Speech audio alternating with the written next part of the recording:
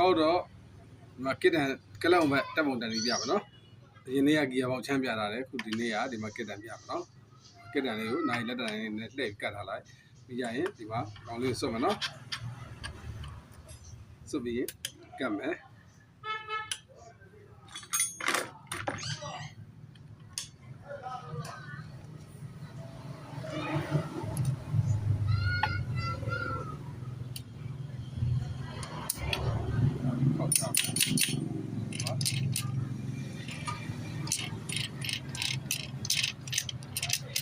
လက်ကြီးလက်ညက်နေတယ်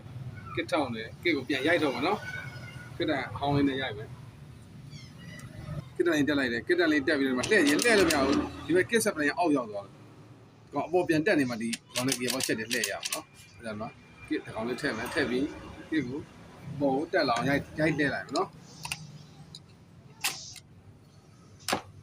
โอเคဒီမှာကစ်တန်လေးတက်မယ်နော်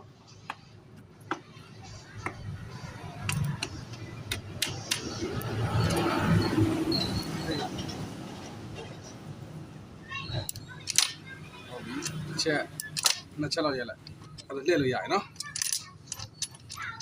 ဒီအလိုင်းနဲ့ပေါ်တက်သွားပြီနော်ကစ်ရိုက်လိုက်ပြီအဲ့ဒါပြီးရင်ဒီမှာဂီယာချင်းပြီးတဲ့ပင်စံလေးတွေပါနော်ကွန်ထရိုလာကိုထိန်းထားတယ်ပင်စံလေးထည့်မယ်ဒီမှာပင်စံလေးတွေအတူလေးတစ်ခုပါမယ်နော်အတူလေးတစ်ခုနောက်ဆုံးမှထည့်မယ်အရှိတွေရင်လိုက်ထိုးကြည့်မယ်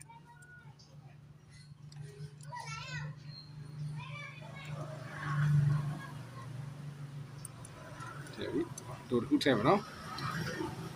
โอเคထည့်ပြီးဒီဟာရှက်တွင်းမယ်နော်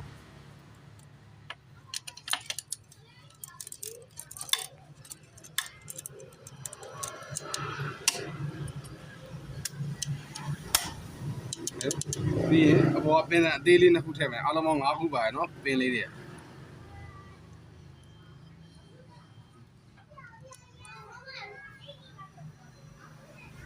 သူရဲ့ဒီမှာ height လေးရှိရနော်ဒီကောင်ကဒီမှာ height ကလေးတူလေးဒီကောင်လေးအလဲတက်တက်မှာရှိရမှာ height ထားတာအဲ့တော့ဒီဘက်ကခရိုလာကြည့်လိုက်ဒီဘက်က height ကြီးတယ်ဒီဘက်က height ကြီးတဲ့ဘက်က height ပြန်ထည့်မယ်နော်โอเคဒါဆိုရင်နှစ်ပေါက်လေးတက်ရင်နော်အကောင်လေးကမတက်ရင်နှစ်ကျက်လို့မရဘူးနော်နှစ်ကျက်ပဲနော်နှစ်ကျက်လို့အဲ့လိုက်လျက်နေဒီဘက်ကဒါလေးတစ်ချက်လှည့်လိုက်ထောက်အောင်လို့โอเคပြီးရင်လှည့်မယ်ဒီအောင်လှည့်ကြည့်မယ်ဒါဆို free ရောက်နေပြီတက်ထိုးကြည့်မယ်နောက်တစ်ချက်โอเคနော် free မှာထားမယ်နော်ဒီမှာ free နော်ဒီ share လေးလိုက်မလဲဒီစားကြည့်တာဟုတ်ပြီ share လေးလိုက်လေနော်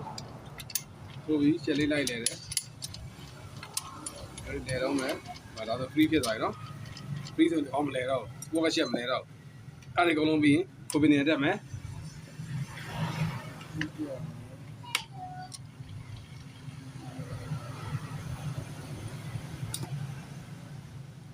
ကိုပင်နေတက်ပြီးရင်ကလစ်ထည့်မယ်နော်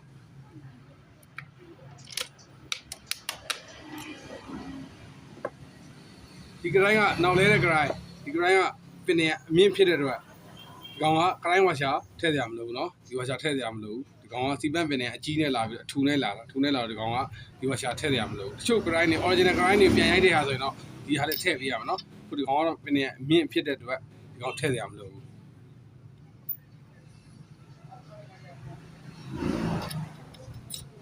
ကိုပင်နေတေးထည့်မယ်တေးထည့်ရင်စားတဲ့နေရာလေးတွေကြည့်လိုက်ဒီကောင်လည်းဒီဘက်ကစားတာလေဒီဘက်ကမစားသေးဘူးဒါဆိုဒီကောင်ကခိုးစံနည်းနည်းလေးညည်းတယ်ညည်းရင်ကောင်လေးကိုစော့ဒီလိုတက်ရမှာနော်အရာလေးတိုင်းတက်ရမယ်ဟာကိုဒီလိုလှည့်ပြီးခိုးစံအနေငယ်ပျောက်သွားတာနော်ပြီးရင်ကလပ်ပြတ်တက်မယ်ကလပ်ပြတ်ထည့်မယ်ဆိုရင်ဒီမှာကလပ်ကြောက်ပြင်းရှိရဒီကောင်လေးစားမစားကြည့်နော်ပြန်ရင်ကလပ်အားလိန်လေးထည့်မယ်နော်ပြီးရင်ဒီမှာကလပ်တံများနှစ်ပြားရှိတယ်ဒီတစ်ပြားကလည်းသေးတယ်ဒီပြားကလည်းကြီးတယ်တွေ့လားကြီးတွေကအပေါ်ကနော်ဒီသေးတဲ့ဟာလေးကအောက်ကနော်ဒီကောင်လေးကဒီမှာဟို finger လေးကုတ်တဲ့အရာလေးတွေပါနော်ဒီကောင်လေးသုံးလို့ရသေးလို့ပြန်သုံးပေးလိုက်တာနော်ထည့်နော်ဟောထည့်မယ်ထည့်ပြီးရင်ဒီလိုလေးနဲ့လောင်းမယ်ဒီမှာလောင်းပြီးရင်ဒီမှာကလပ်ပြား၃ပြားရှိတယ်ဒီမှာလည်းအတက်တွေပါတာရှိတယ်အတက်မပါတာ2ပြားပါမယ်အတက်ပါတာ1ပြားပါမယ်အတက်မပါတဲ့1ပြားကိုဒီမှာ သူ့ရဲ့ဒီ fiber ပြုတ်လေးတွေပါတယ်မျက်နှာပြင်လေးတွေပါတယ်ဟာလေးကိုအောက်မှောက်ထည့်လိုက်ပါနော်အောက်မှာအင်ဂျင်တုတ်ထားရနော်ပြီးရင်ဒီမှာအင်ဂျင်ဘောတာများပုံမယ်အမှန်လို့ပို့တာလဲဒီအင်ဂျင်လုံးပြီးတော့ဆက်ဆနုနေတာဒီမှာအင်ဂျင်မဝင်သေးဘူးအဲ့ဒီမှာကောက်စီးလိုက်တာတော့ဆိုဒီမှာစီမရှိရင်ကလပြခဏလေးကြာသွားမှာဒီမှာ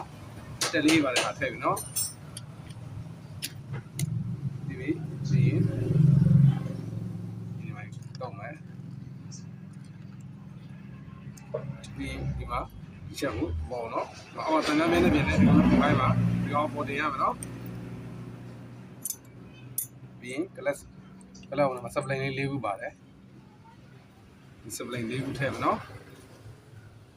၄ခုကထည့်မှာအတက်လေးတွေရှိတယ်အဲ့အတက်လေးတွေနားလေးကိုထည့်ရမယ်ဒီမှာအတက်လေးတွေ၄ခုအတက်လေးဒီဘက်ပေါက်တွေမဟုတ်ဘူးနော်အတက်လေးတွေပါလေ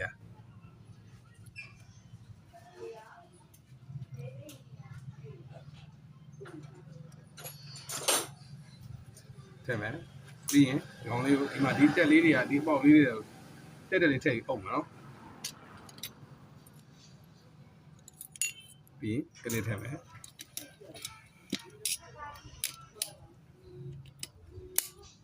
โอเคပြီးရင်ဒီကောင် free ရှိမရှိလှည့်ကြည့်မယ်ဒီဘက်ကိုလဲရမယ်ဒီဘက်ကိုချိတ်ရမယ်နော်လဲနော်ဒီဘက်ကိုလဲတစ်ဖက်ကိုပြန်လှည့်ရင်ချိတ်ရမယ်နိုင်လက်တိုင်းလဲရမယ်နိုင်လက်တိုင်းဖက်ပြန်ဆိုရင်ချိတ်ရမယ်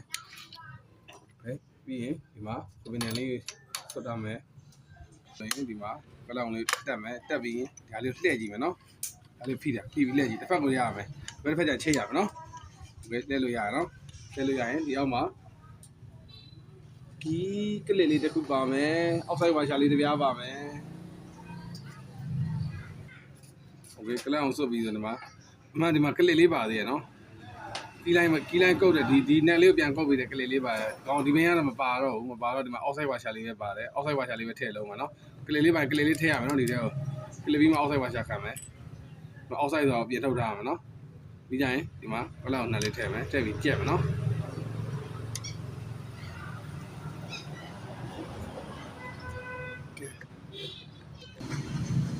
ကြက်နော်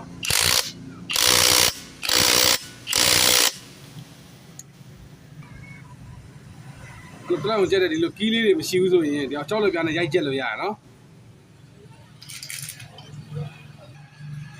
ပြီးရင်ဒီမှာ6တောင်မောထိုင်တဲ့ဟာလေးကိုထည့်မယ်နော်ပြီးရင်အခုနဲ့၄လုံးစုပ်မယ်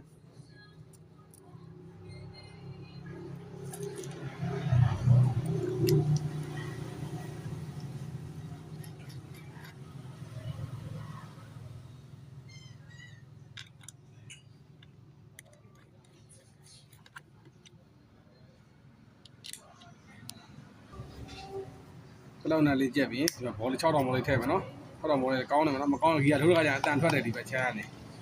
ကြရင်ဒီနဲ့လေးဒီဘယ်ဦးနဲ့လေးလုံးကိုပေါင်းလက္ခဏာပုံစံလေးကိုမျက်နှာဘူးဒီဘက်နဲ့ပေါင်းလက္ခဏာပုံလေးထည့်မယ်ထားမယ်နော်ထားပြီးဆိုမှဒီကမောင်းတက်မယ်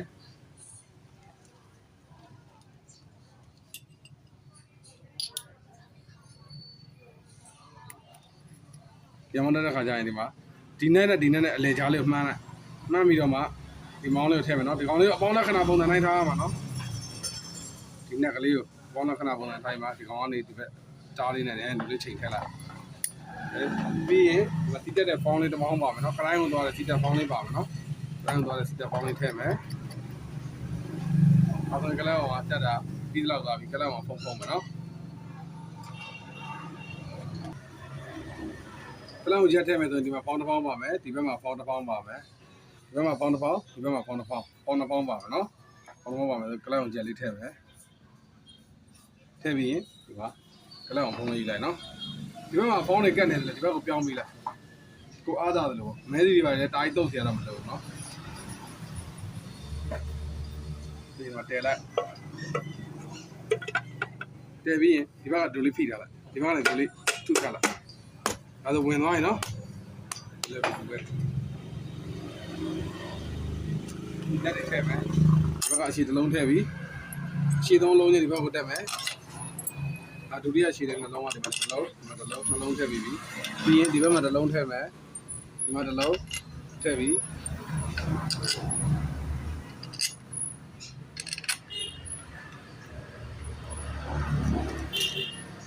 ဒီနဲ့ကြက်မယ်နော် လက်ချက်ပြီးသွားရင်ကလောက်ကတော့ပြီးသွားရနော်